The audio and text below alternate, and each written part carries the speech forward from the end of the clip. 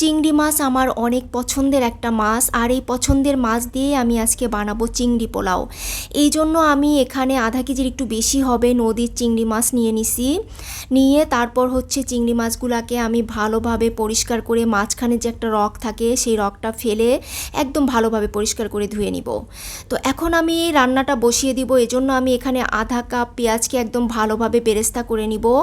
তারপর ওই বেরেস্তা ভাজা তেলের মধ্যে এখানে আমি 1 কাপ পেঁয়াজ বাটা দিয়ে দিলাম, তারপর 1 টেবিল চামচ আদা বাটা, রসুন বাটা আর জিরা বাটা 1 টেবিল চামচ আর ধনিয়া বাটা 1 টেবিল চামচ, লবণ হচ্ছে পরিমাণ মতো।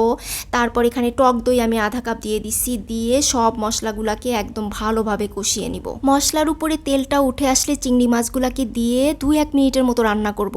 আর চিংড়ি মাছ তো এমনিতেই নরম, খুব তাড়াতাড়ি রান্না হয়ে যায়, এজন্য কিন্তু খুব বেশিক্ষণ রান্না করব না, তা না হলে চিংড়ি মাছের যে ফ্লেভারটা সেটা কিন্তু নষ্ট হয়ে যাবে। তো এজন্য আমি 2-1 মিনিট পরেই হচ্ছে চিংড়ি মাছগুলোকে উঠিয়ে নিব। চিংড়ি মাছের সাথে কিছু মশলাও উঠিয়ে নিছি, আর কিছু মশলা আমি পাতিলের মধ্যেই রেখে দিছি। এখন এই মশলাটার সাথে এখানে আমি 3 কাপ পোলাওয়ের চাল 10 মিনিট আগে ধুয়ে ভিজিয়ে রাখছিলাম, সেই চালটাকে দিয়ে দিব।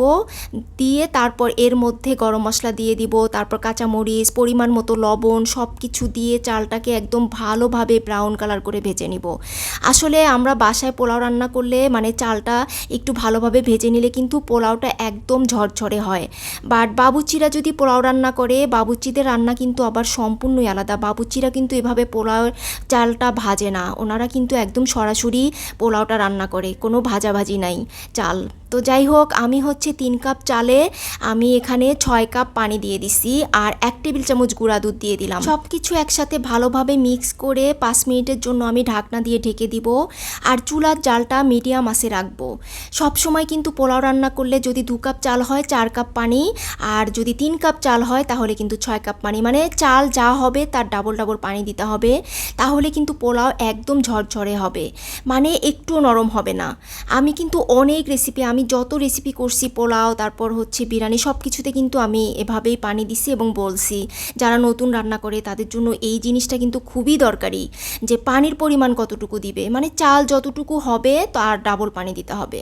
তো যাই হোক, আমি হচ্ছে 5 মিনিট পরে চিংড়ি মাছগুলোকে দিয়ে দিছি। দিয়ে তারপর আবার 2 মিনিটের জন্য ঢেকে দিছিলাম, যাতে চিংড়ি মাছের ফ্লেভারটা একদম পোলাওয়ের সাথে ভালোভাবে ঢুকে। তো 2 মিনিট পর উঠিয়ে আমি এখন এখানে পরিমাণ মতো ঘি দিয়ে দিলাম, কিছু গোটা কাঁচামরিচ দিয়ে দিলাম ফ্লেভারের জন্য, তাহলে কিন্তু খুব সুন্দর একটা ফ্লেভার আসবে। তারপর আমি 2-1 মিনিট পরেই কিন্তু চুলাটা বন্ধ করে দিছি, একদম লো আছে 2-1 মিনিট রাখছিলাম। হয়ে গেছে কিন্তু আমার চিংড়ি পোলাও, আর এত মজা, খুবই ঝটপট হয় এই চিংড়ি পোলাওটা।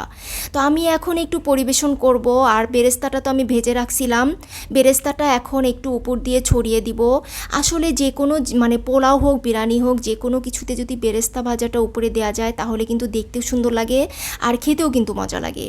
তো এই চিংড়ি পোলাওটা এত তাড়াতাড়ি আর এত ঝটপট করা যায়, আর এত মজার, ঝটপট রেসিপির, খুবই তাড়াতাড়ি হয়, খুবই ঝটপট একটা রেসিপি এই চিংড়ি পোলাওটা। আর খেতে এত মজা হয়েছে, আমার রান্নাটা একদম আধা ঘন্টার মধ্যেই কমপ্লিট হয়ে গেছে। সাথে আমি একটু সালাদ বানিয়ে নিছিলাম। তো আজকে এই পর্যন্তই ছিল। সবাই ভালো থাকবেন, সুস্থ থাকবেন, আর আমার ফেসবুক পেজটা ফলো দিবেন, ইউটিউব চ্যানেলটা সাবস্ক্রাইব করবেন। সবাই ভালো থাকবেন, আল্লাহ হাফেজ।